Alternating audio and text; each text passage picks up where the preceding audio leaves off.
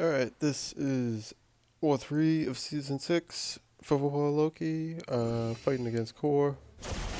I'm on Path 5, as is pretty typical. My usual team of Magic OGV with Morning Star Synergy. That's who I probably use most wars, I'd say. Um, so yeah, just some small boosts in the beginning here. Some of these early fights are pretty easy for OGV most times. Throw on a regen boost there because I know that this is a rank 4 magic I'll be fighting on this node. And you got increased power gain, so just trying to keep the health up from taking any limbo damage during the fight. You see him doing a lot of 2-hit off of parries and backing out. That's because I actually have max Petrify for this fight, where you do 30% less power gain on an opponent when they're stunned. So just trying to keep her power gain to a minimal as best I can and keep her power drained. But all in all, it's an easy fight. You just gotta whittle her down little by little with OGV and move on to the next.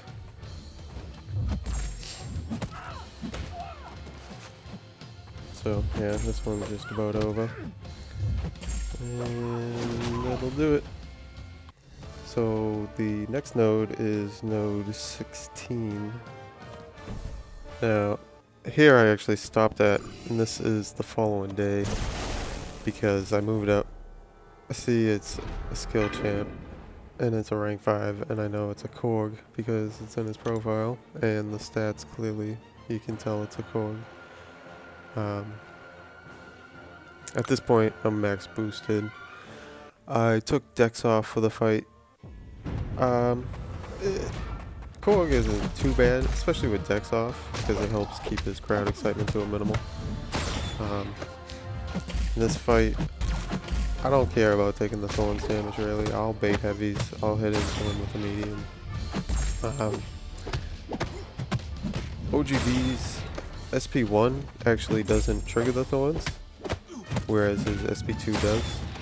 So, trying to get the SP1s in as much as possible when the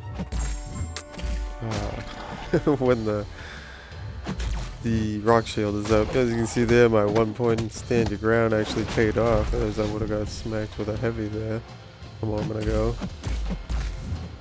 But yeah, I'm just baiting the heavies, playing the safe game like I like to do in War mostly.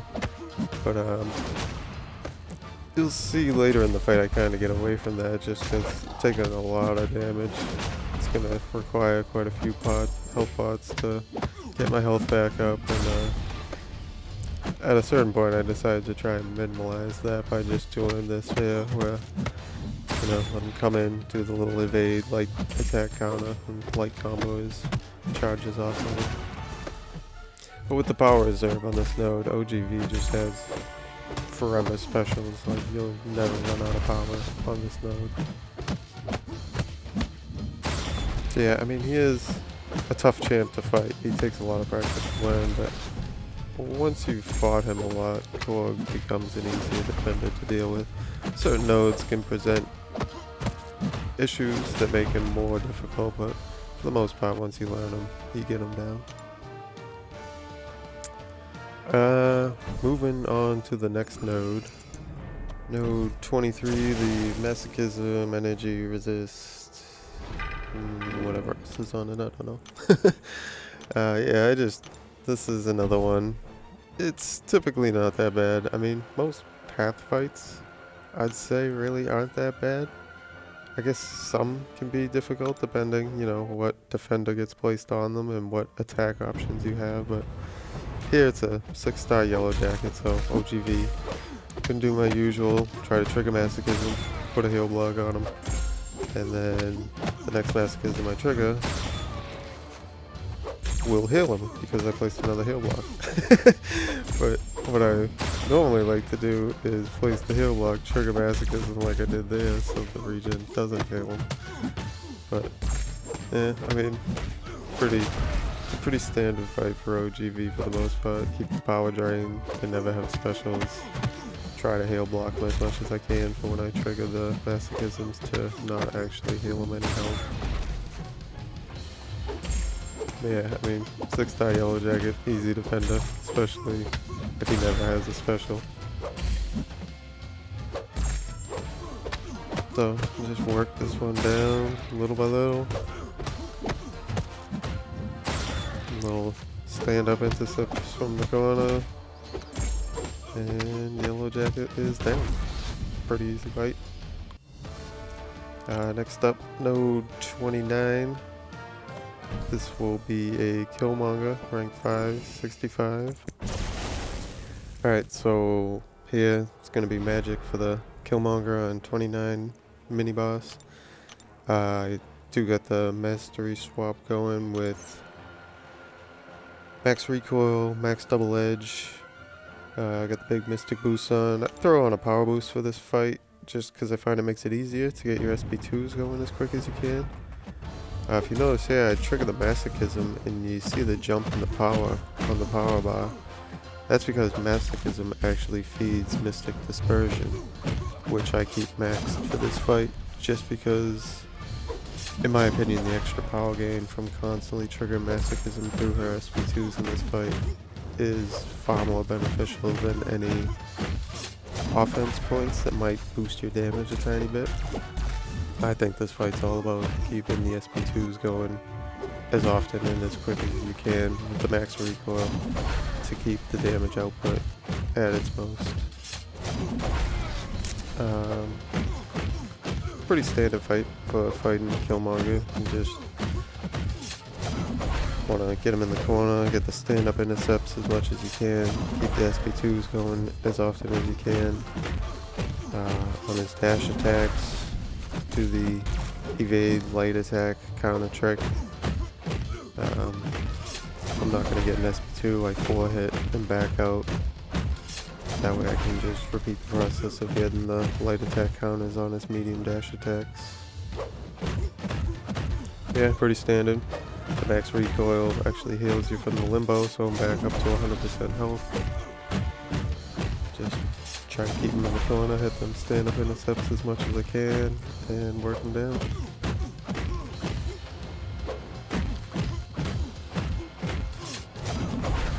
And that is rank 5 Killmonger on node 29. Next fight I'll be doing is node 36. This is the Stun Immune, Bleed, Breakthrough, and Rolling Thunder node. It's a duped 6-star Science Champ, which ends up being a Gladiator Hulk. Gonna take OGV in, obviously, because it's a Bleed node, but pretty easy fight, you know, standard stuff, just, you know, Stun Immune, bait the heavies, get your in on the heavy attack to counter attack.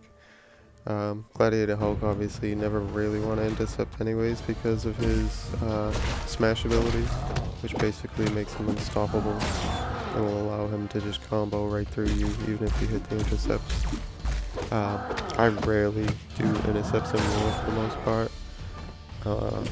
I try to play extremely safe in war and not do anything I don't feel I don't need to. But yeah, just gonna keep his power drained with OGV so he never even has specials. Bait the heavies, get the ins, and just repeat the process and drain his health bar down. Here you'll see he has the smash ability on his heavy attack and I just jumped in there like an idiot.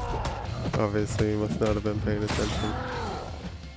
The one nice thing about this node is OGV's damage output isn't the greatest, so fights can go a while. But with the breakthrough, your damage actually starts ramping up as the fight goes, so most fights on this aren't bad for OGV. You can get them down fairly quickly. Well, as far as OGV is concerned. So yeah, that was node 36, Gladiator Hulk. Next I will be taking the node 48 mini. This is the Kinetic Reactor, Plague Mind, and Limber node. I'm just going to heal up OGV, bring in the OGV. It's rank 4 Thor Ragnarok on this node, which Thor Ragnarok's not a tough defender.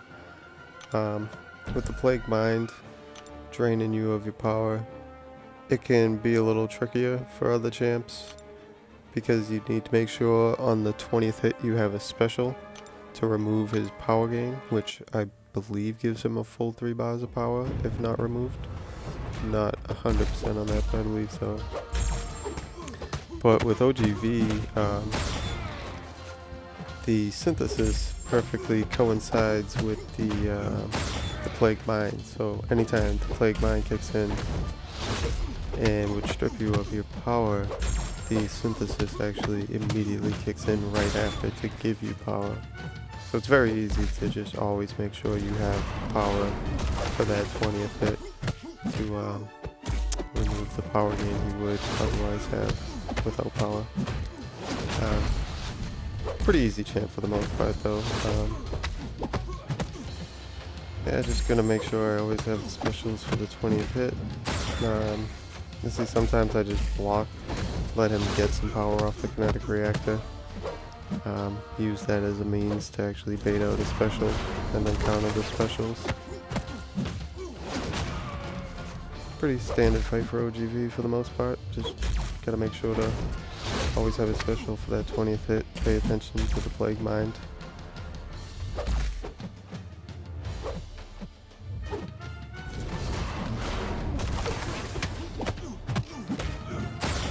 Yeah, as with all OGV fights, just slow and steady wins the race, I guess. Like, he doesn't have the best damage output, but his means to control a fight absolutely with power control.